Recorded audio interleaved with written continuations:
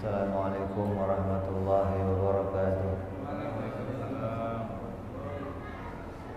Al-Fatihah ila ruhi sayyidina habibina syafi'ina Rasulillah Sayyidina Muhammad ibn Abdullah sallallahu alaihi wa alihi wa sahbihi wa azwajihi wa dhurriyyatihi anna Allah yu'li darajatihim bil jannah wa yanfa'una bi asrarihim وأنوارهم وعلومهم ونفحاتهم وبركاتهم في الدين والدنيا والآخرة جعلنا من حزبهم يرزقنا محبتهم ويتوفانا على ملتهم ويعيشنا في زمرتهم بالعافية والسلامة لهم الفاتحة أعوذ بالله من الشيطان الرجيم بسم الله الرحمن الرحيم الحمد لله رب العالمين الرحمن الرحيم مالك يوم الدين إياك نعبد وإياك نستعين اهدنا الصراط المستقيم صراط الذين أنعمت عليهم غير المغضوب عليهم ولا الضالين آمين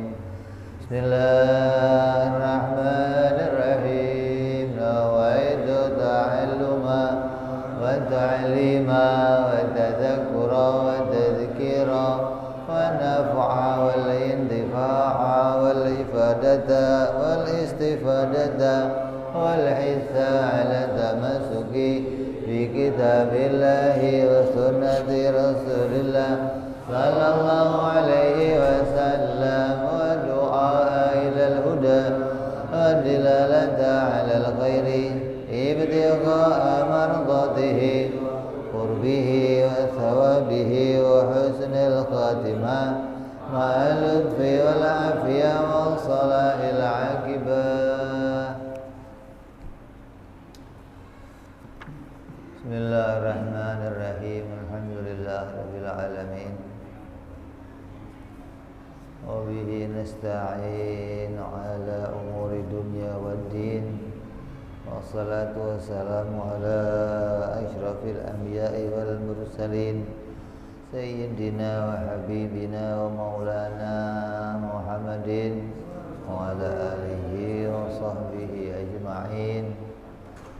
قال مصنف الكتاب حضرة الإمام أحمد بن عطاءالله رحمه الله وغفر له ولوالديه ونفعنا به في الدارين. ثم إلى صيب شرح صالح بن عمر دارت رحمه الله وغفر له ولوالديه ونفعنا به في الدارين. اللهم افتح قلوبنا فتوح العارفين وبحكمتك وانصر علينا برحمتك يا أرحم الراحمين. إلى أن قال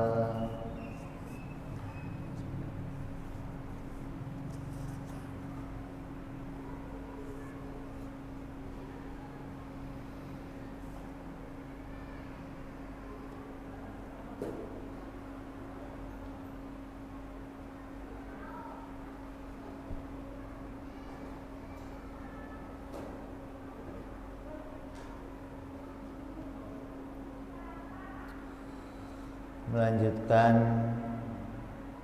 hikmah yang ke-59. Khairun ma tatlubuhu minhu ma huwa talibuhu minka. Sebaik-baik yang kau minta kepada Allah adalah apa yang Allah tuntut kepada dirimu.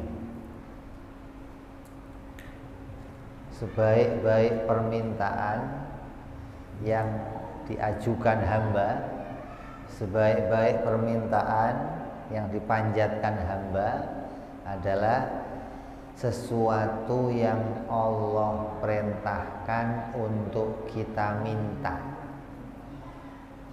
Jadi mintanya itu diajarin sama Allah. Minta kan diperintah. Tapi Allah juga ngajarin kita minta mana yang baik untuk diminta. Jadi sebaik-baiknya sesuatu yang kau mohon dari Allah adalah memohon dilanggengkan ibadahmu lahir dan batin. Ini menyambung yang kemarin. Kemarin kita bicara sebaik-baiknya rezeki yang diberikan oleh Allah kepada kita, yang Allah anugerahkan adalah Allah menjadikan sempurnanya kepada kita zahir dan batin. Ibadah lahir apa? Bentuknya badan yang melakukan perintahnya Allah dan menjauhi larangannya Allah. Adapun ibadah batin adalah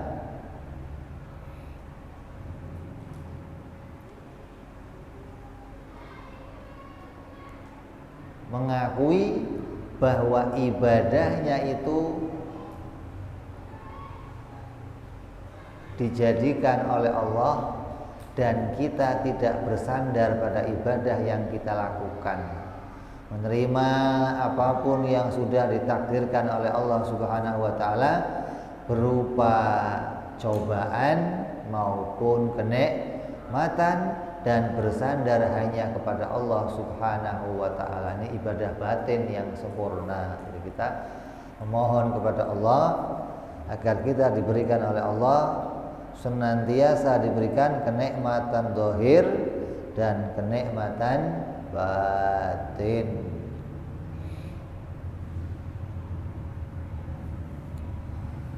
Kemudian sesuatu yang paling baik untuk kita minta kepada Allah adalah sesuatu yang telah diajarkan oleh Allah dan telah dipraktekkan oleh Rasulullah sallallahu alaihi wasallam. Rasul juga menuntun kita doa.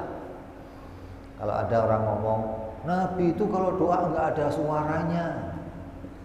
Kalau habis sholat enggak usah wiritan. Nabi enggak ada suaranya. Ditanya, lah kamu pernah enggak baca doa Nabi setelah sholat? Ya pernah baca. Dari mana dengernya? Budek lu bilang. Kalau sahabat aja apal doanya Nabi setelah sholat, berarti doanya kenceng gitu dong. Kalau Nabi nggak ada suaranya, sahabat nggak apal doanya Nabi habis sholat. Nabi wiritan habis sholat, sampai-sampai yang di luar masjid dengar suara Nabi wiritan. Kenceng nggak? Nggak usah pakai speaker. Tapi saya nggak mau pakai suara bib, nggak apa-apa, jangan nyalahin yang pakai. Nah begitu, lu mau mingkem kunci juga nggak apa-apa, yang penting yang bersuara jangan disalahin gitu dong. Ini mentang-mentang dia nggak ada suaranya, begu kali lu. Terus bagaimana kita ketahui bahwa Allah Subhanahu wa taala memerintahkan kita untuk berdoa. Ud'uni, kata Allah, mintalah kamu kepadaku. Ini perintah kan? Kita diperintah oleh Allah untuk minta sesuatu kepada Allah Subhanahu wa taala. Dan Allah pula mengajarkan kepada kita apa yang harus kita minta dan apa yang Rasulullah pula telah mencontohkannya. Artinya di Al-Qur'an banyak sekali kisah-kisah yang Allah ceritakan tentang doa-doa nabi-nabi yang sebelum kita. Doanya para solihin, doanya para malaikat. Ini diajarkan Allah, diabadikan dalam Al-Qur'an.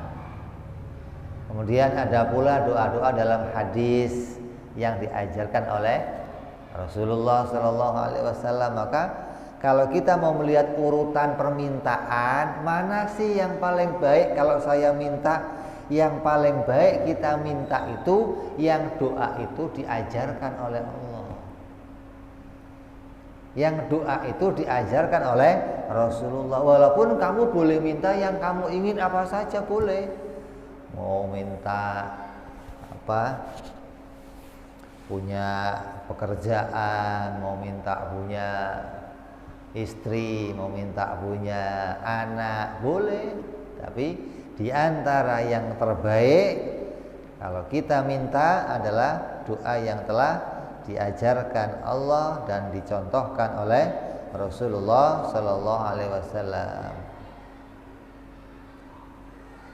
Allah berfirman dalam Al-Quran, Qala rabbukum ud'uni astajib lakum. Allah berfirman, berdoalah kalian kepadaku, mintalah kalian kepadaku, niscaya aku perkenankan permohonan kalian. Ini sudah kita pahami maknanya ya. Artinya akan diperkenankan permohonan yang sesuai dengan iradahnya Allah Subhanahu wa ta'ala. Maka dengan berdoa yang doa itu sesuai perintahnya Allah, kita telah melakukan dua macam kebaikan. Kita mendapatkan dua macam pahala.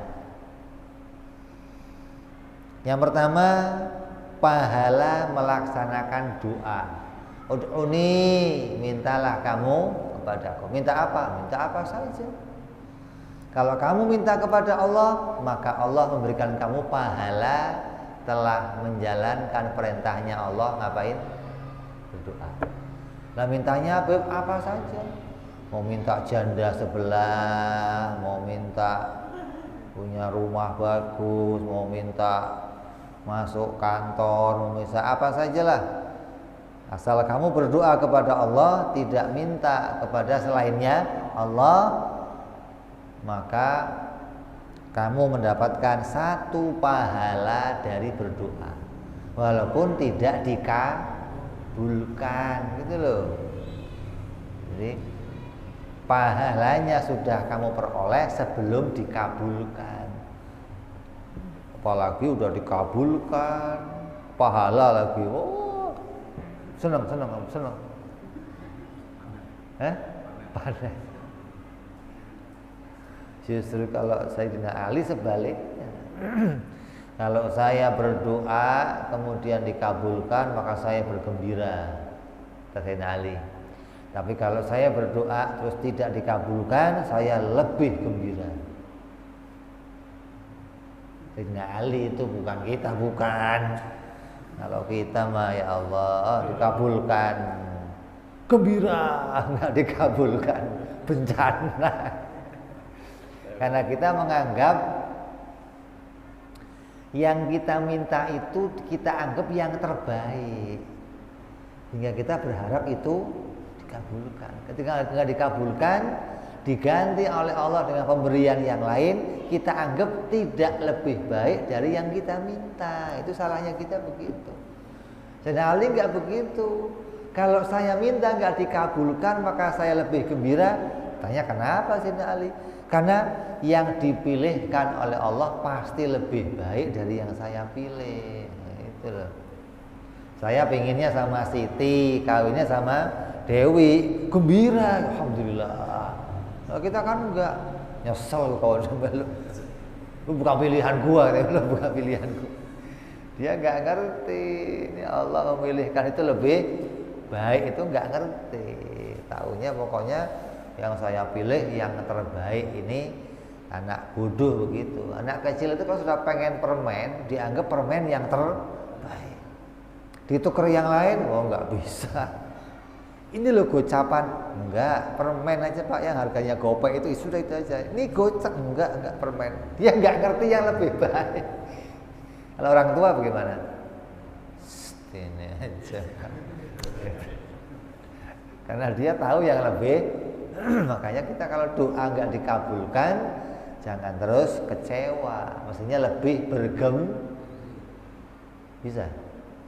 Harus kita latih, harus bisa. Jadi nggak pernah kecewa dari apa yang tidak kita peroleh, justru kita berpikir itu menggembirakan. bukan malah mengecewakan. Orang lain kecewa kalau nggak dikabulkan, kita gembira. Jadi yang pertama akan kita peroleh dari doa itu adalah pahala. Pahala yang pertama melakukan doa sesuai perintahnya Allah. Pahala yang kedua meminta atau berdoa sesuatu sesuai dengan apa yang telah diperintahkan oleh Allah dan telah dicontohkan oleh Rasulullah Sallallahu Alaihi Wasallam. Dapat 2 pahala berarti. Berdoanya doang dapat pahala. Pahala keduanya apa? Mengikuti yang diperintahkan Allah, mengikuti yang diajarkan Rasulullah Sallallahu Alaihi Wasallam. Maka kata para ulama, berdoalah dengan keadaan seakan-akan kita itu tidak punya pilihan doa. Berdoalah kamu dengan doa-doa yang telah dipilihkan oleh Allah. Seakan-akan kamu nggak punya pilihan doa yang lain, gitu loh. Jangan pernah mikirin doa yang kamu karang sendiri, maksudnya walaupun itu diperbolehkan. Tapi yang lebih baik adalah kamu minta apa yang telah dipilihkan oleh Allah. Ini kata ulama, udah nggak usah mikirin pingin doa sendiri sesuai karangan kamu sendiri, nggak usah. Seakan-akan kamu nggak punya pilihan lain dah. Gitu loh. Allah ngajarin di Quran apa, Rabbana hablana min azwajina wa dzurriyyatina. Sudah, kita minta itu tiap hari, nggak ada masalah. Kenapa? Allah perintah doa dan Allah ngajari kita doa, gitu loh. Nggak usah pakai saya mau ngarang doa sendiri nulis. Boleh, Bib? Ya boleh saja, tapi dapatnya cuma 1 pahala. Nggak dapat 2 pahala. Seakan-akan kita tidak punya pilihan atas doa yang kita sendiri inginkan, tapi meminta sesuatu sesuai dengan apa yang diperintahkan oleh Allah untuk kita minta. Mintanya saja ikut Allah, mintanya saja nurut sama Allah. Hingga nggak pernah yang kita minta itu ngarang sendiri, enggak. Kalau kamu ditawarin mau ini, mau ini, mau ini, enggak, yang itu aja, itu enggak gua tawarin. Tawarinnya ini kok mintanya itu, gitu loh. Minta itu yang ditawarin, kamu diajarkan nih minta ini, minta ini, minta ini, yang diminta lain lagi. Ya Allah, boleh Beb? Ya boleh saja, jais. Artinya untuk terlaksana itu hal yang boleh-boleh saja. Tapi bicara kepatuhan, bicara ketaatan, bicara ketundukan, maka diajarkan kita untuk bisa menghasilkan 2 macam pahala. 1 pahala mengikuti perintah Allah berdoa, yang kedua pahala mengikuti apa yang diajarkan oleh Rasulullah Sallallahu Alaihi Wasallam. Maka ketahuilah bahwa doa itu ada yang bisa menjadikan kita justru malah kafir ketika berdoa. Jangan sembarangan doa, jangan sembarangan ngarang doa, jangan sembarangan tahu-tahu ada doa yang bisa bawa kamu malah kafir. Kan saya doa masa nggak boleh? Iya, doanya sampai bawa kamu kafir. Gara-gara apa? Keluar dari rel yang diperintahkan oleh Allah Subhanahu wa ta'ala. Seperti apa? Seperti mendoakan orang agar orang itu mati dalam keadaan kafir. Ya Allah, mudah-mudahan Habib fulan matinya kafir, ya Allah. Hukumnya kafir. Ya Allah, mudah-mudahan Ustadz anu kafir matinya, ya Allah, kafir kamu. Ya Allah, mudah-mudahan saudara saya itu kafir matinya, ya Allah, kafir kamu. Doanya saja bawa kamu kafir. Ada lagi yang sering yang kita nggak sadar ini, mendoakan mendapatkan rahmat bagi orang yang matinya kafir. Kamu kafir? Sering? Pernah? Sering kamu nggak sadar. Seperti apa? Mengucapkan almarhum bagi orang kafir. Cuilan Seng mati, oh Allah yarhamuh, almarhum Cuilan Seng. Wah, hah? Almarhum Bancek Tong. Aduh, bahaya ini. Hah? Hukumnya apa? Kafir. Jadi kalau sudah orang kafir, jangan almarhum, apa namanya? Al-mal'un, begitu. Almarhum apa? Mal'un, memang orang yang terlaknat, begitu dong. Bukan orang yang dirahmati Allah, bukan. Yang dirahmati Allah yang matinya muslim, matinya mukmin, dirahmati Allah. Kalau matinya kafir, dilaknat sama Allah. Kalau masih hidup nggak boleh kamu laknat, karena kamu nggak ngerti akan matinya kafir atau mukmin. Tapi ketika dia sudah jelas matinya kafir, justru kamu nggak boleh mendoakannya. Semoga mendapat rahmatnya Allah. Nggak boleh. Allah yarham almarhum, almarhumah. Nah, cici siapa? Almarhumah, ya Allah. Kalau kita dengar, anu beb sopan santun, itu nggak ada sopan santunnya begitu. Sama saja kamu tidak melaknat Fir'aun, kamunya terlaknat. Fir'aun jangan didoain jelek dong. Sudah di Quran dijelek-jelekan sama Allah, Allah yang melaknat dia, Allah yang perintahkan kamu untuk melaknat, kamu nggak mau melaknat. Bagaimana sih kamu? Iblis, jangan ngomong iblis terlaknat. Lah memang terlaknat, kok nggak boleh ngomong terlaknat, bagaimana sih? Jadi yang memang sudah dilaknat oleh Allah, ya kamu katakan terlaknat. Jangan kamu balik, yang terlaknat kamu doain. Yang tidak terlaknat kamu laknat. Ini jadi melaknat orang yang tidak terlaknat itu hukumnya jadi bisa kafir. Atau sebaliknya, kita mendoakan orang yang mati dalam keadaan kafir agar mendapatkan rahmat Allah dengan menyebut almarhum atau almarhumah pada orang yang matinya kafir. Loh, itu Nabi Ibrahim gak pernah doain abahnya, Beb, yang matinya kafir. Oh, itu doanya bukan doain abahnya, doanya memenuhi nazarnya.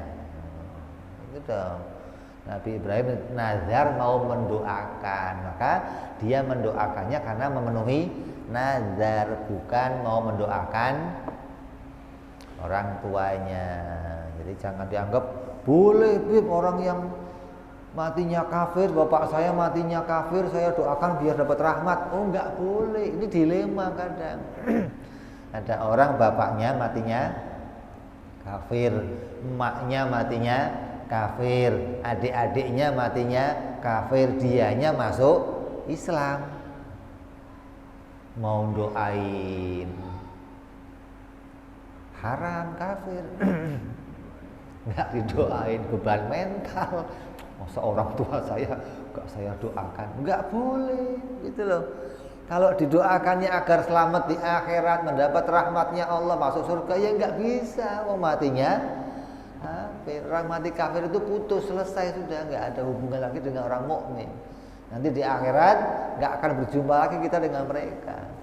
Makanya Nabi kalau punya utang itu yang dibayar dulu orang kafir, karena nggak bakalan ketemu. Maka di dunia diselesaikan. Kalau kamu kan kebalik.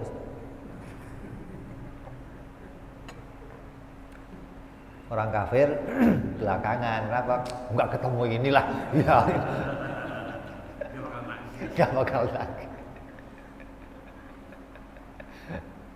Beda. Ya, jadi dan contoh doa-doa yang lainnya. Ini hati-hati. Jadi doa itu jangan ngarang sendiri.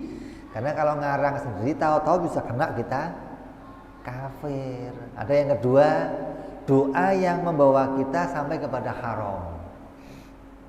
Contoh seperti mendoakan kesuksesan sebuah kemaksiatan. Mudah-mudahan pesta ini berhasil. Ini pestanya isinya maksiat. Maka mendoakan keberhasilan sebuah pesta itu hukumnya maksiat. Dangdutnya udah siap, terus organ tunggal udah siap, biduan yang montok-montok udah siap, kiainya datang. Pak Yai, ini tolong didoakan biar lancar, sukses. Aduh, bingung kiainya. Saya mau doain, haram. Enggak doain amplopnya gede. Jadi kalau kamu makanya ada, kita sering ngomong apa? Ada hajatan yang husnul khotimah, ada hajatan yang su'ul khotimah.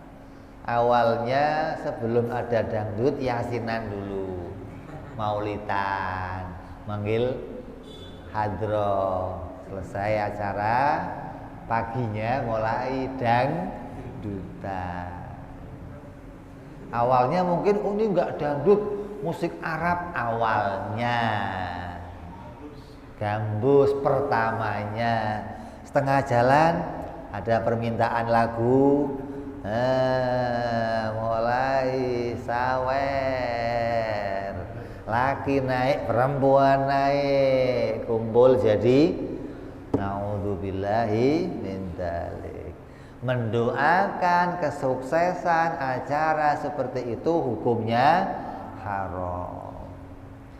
Ada orangnya lapor ke kita setelah didoain, alhamdulillah Beb, semalam acara saya lancar, dangdut lancar, enggak hujan Beb. La ilaha illallah.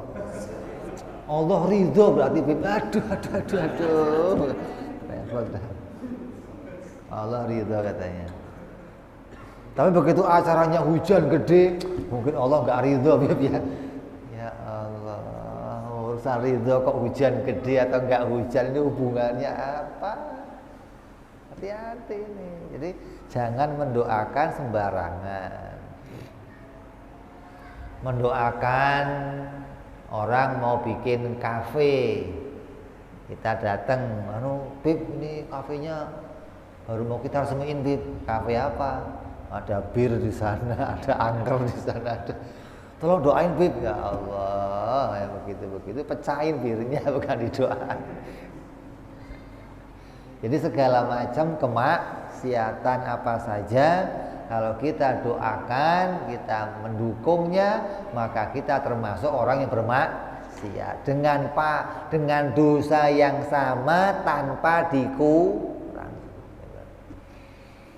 Makanya kalau ada orang Islam yang bunuh orang Islam dengan dolim, maka dosanya pun si gobil kebagian. Karena gobil itu yang mansanna sunnatan sayyi'atan, yang mendirikan sunnah yang jelek. Pertama kali pembunuhan adalah gobil. Maka orang muslim yang bunuh orang muslim dengan dolim, gobil juga kebagian dosanya. Sama dengan ini, ada kiai kok doain kemaksiatan, atau kamu doain kemaksiatan, maka kamu kebagian maksiatnya tanpa dikurangi dosanya untuk kamu. Atau doa yang haram lagi berikutnya, contohnya seperti mendoakan panjang umur bagi orang yang ahli maksiat. Ini biduannya cantik, mudah-mudahan panjang umur di. Ada biduannya cantik, didoain panjang umur. Atau di kampung ada orang yang tukang minum arak, mabuk-mabukan, mudah-mudahan panjang umur ya Allah. Orang yang ahli maksiat tidak boleh didoakan panjang. Makanya kalau ada orang ahli maksiat kok mati, maka kita harusnya bergembira. Yang gembira nggak cuman kita, semuanya gembira, langit gembira, hewan-hewan gembira, pohon-pohon gembira. Gimana nggak gembira, gitu ya? Dimana orang-orang yang menahan turunnya rahmat dimatikan oleh Allah, gembira kamu harusnya. Karena mereka lah rahmat tertahan, karena mereka lah kebaikan tertahan untuk turun ke suatu daerah, kok dia mati, bergembira kamu harusnya. Bukan malah doa, ya Allah mudah panjang umur ya Allah, agar daerah itu terus putus dari rahmat. Bagaimana? Ya, ini makanya jangan sembarangan berdoa. Terus yang berikutnya ada lagi doa yang hukumnya makruh. Kalau kita minta doanya hukumnya makruh. Ya, kalau doain mati orang alim cepat mati juga haram. Allah mudah-mudahan Ustaz itu cepat mati ya Allah. Orang sedunia pengen dia panjang umur, kamu doain dia mati. Berarti yang kamu doakan panjang umur itu dong yang maksiat sono ya. Terus yang makruh contohnya apa? Ada doa yang makruh dengan membatasi rahmatnya Allah. Orang yang doanya dia membatasi rahmat Allah. Seperti apa doanya? Ya Allah, berikanlah rahmat kepadaku. Ya Allah, berikan curahan kepadaku. Ya Allah, berikan kebaikan kepadaku. Yang lain jangan ya Allah. Kurang ajar itu. Doanya makruh. Doa aja pelitnya luar biasa. Dirampok sendiri, buat sendiri ya Allah. Ada masa itu di zaman Nabi begitu masalahnya. Ada orang doa di depannya Rasul, ya Allah, ampuni aku, rahmati aku dan Nabi Muhammad, yang lain jangan ya Allah. Kata Rasulullah, amu doa aku, umumkan doa kamu, artinya secara umum, jangan buat saya sama kamu doang. Nabi melarang orang doanya membatasi rahmat, artinya hanya doanya untuk dirinya sendiri. Atau kamu doa pakai doa bahasa Arab di depannya orang umum, tapi doanya pakainya untuk diri kamu. Maka seringkali kita dengar imam-imam sholat itu doa, yang doanya pakainya Rabbighfirli untuk dirinya, atau Rabbi zidni ilman warzuqni fahman. Amin. Itu makruh, nggak boleh diamini. Kenapa? Kalau dia minta diberkahkan ilmu, minta tambah rezeki, untuk saya yang lain enggak, kan repot.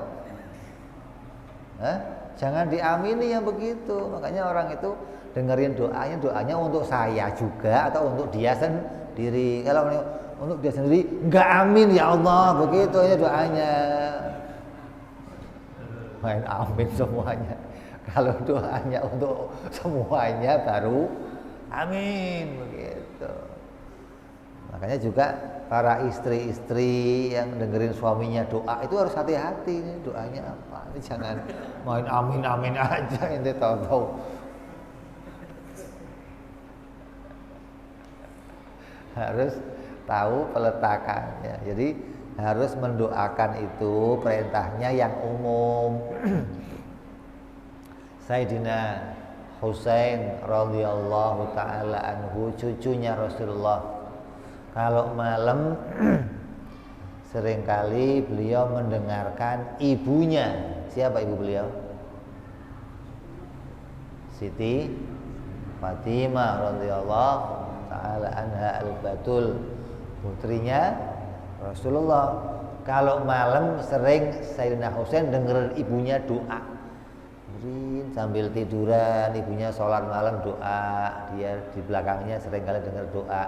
Setiap doa nggak ada ya Allah beri aku nggak ada. Ya Allah umat ayahku, ya Allah umat Muhammad, ya Allah umat Muhammad, ya Allah, terus sampai akhir doa. Tiap malam begitu.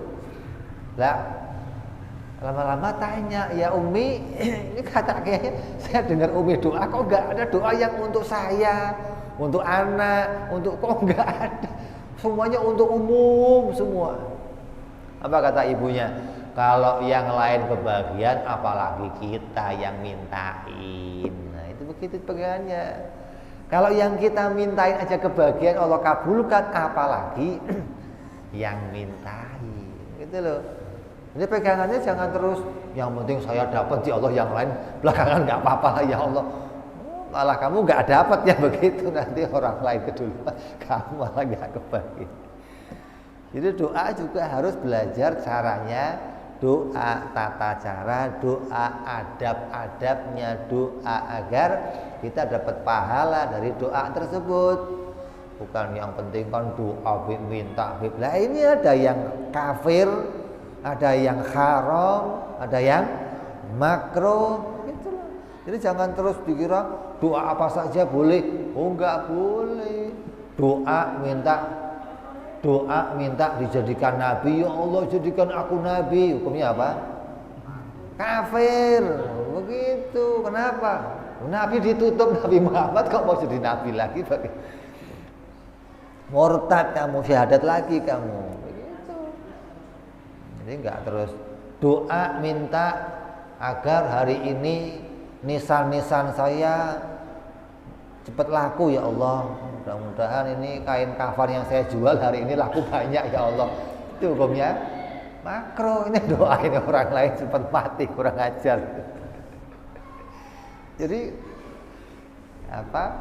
Kalau pingin aman doa itu, pingin aman minta itu, ya doanya yang baik, doanya yang beres.